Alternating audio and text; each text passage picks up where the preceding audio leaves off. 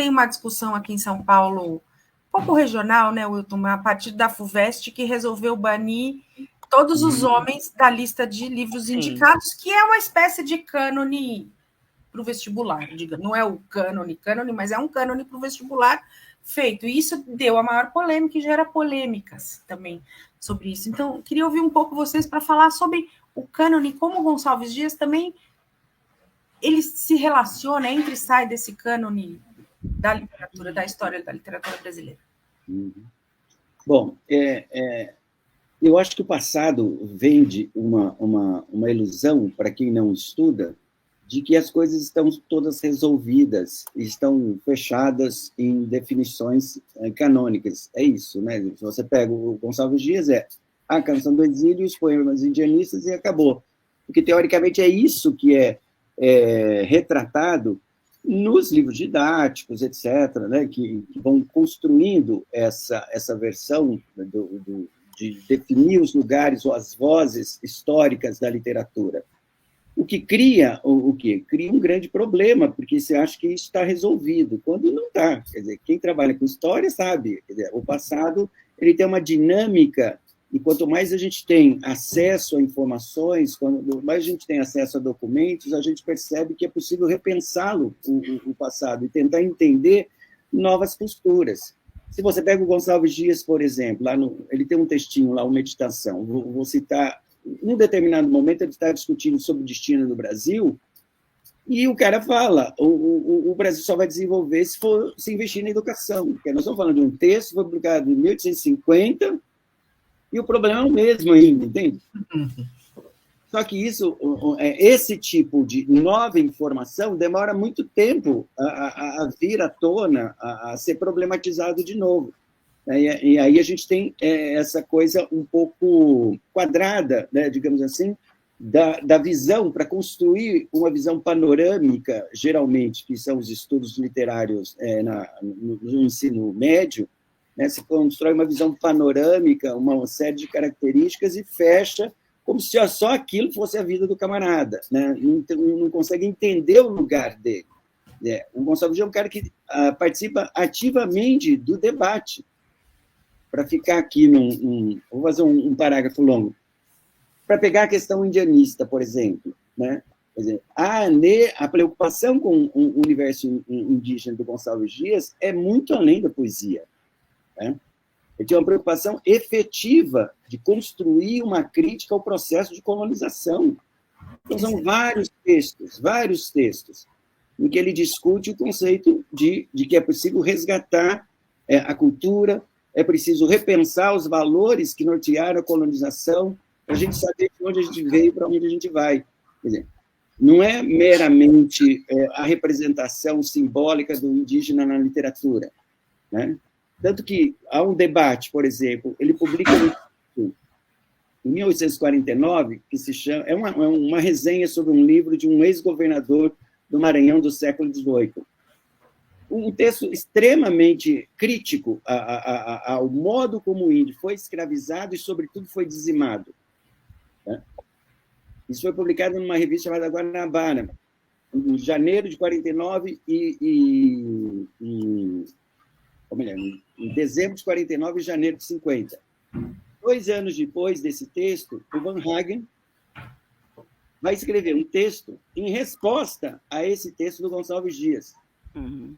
E ele vai mandar esse texto chama Memorial Orgânico Oferecido à Nação. Na carta que ele manda para o imperador, para mandar o texto, ele diz explicitamente, esse texto quer se colocar contra as palavras da resenha do Berredo na Guanabara.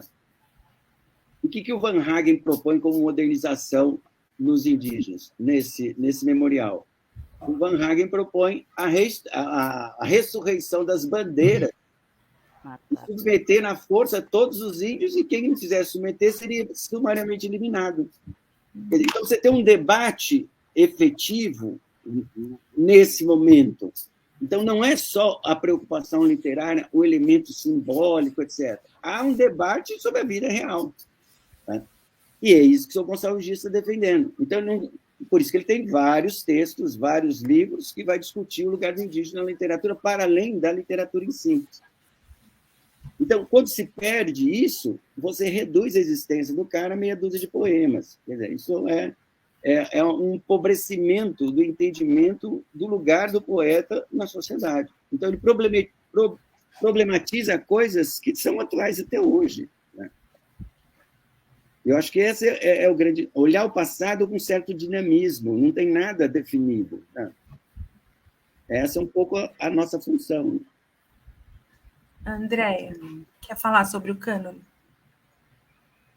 Falar sobre cânone sempre é uma coisa difícil, né? Ainda mais quando você fala como eu concordo com um aspecto, principalmente, do que o Wilton levantava, que era de pensar o cânone do passado. Né? Quer dizer, cânone está sempre ligado a essa ideia de passado, mas, digamos assim, esse cânone que já está estabelecido desde o século XIX, né? Que é o caso do Gonçalves Dias, já que ele se torna símbolo, né, da poesia indianista, da poesia indianista romântica, ainda vivo. Ele ainda, né, estava vivo e ele já é considerado esse poeta mor.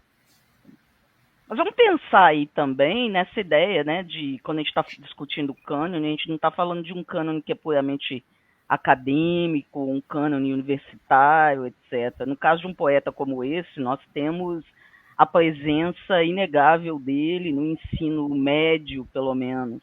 Né?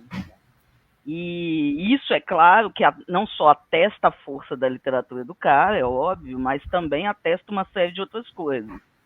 Primeiro, tem que se registrar o projeto político, né, do imperador do Segundo Reinado de criar toda uma ideia, né, nacional através de manifestações literárias. E é claro que isso é problemático hoje, do nosso ponto de vista.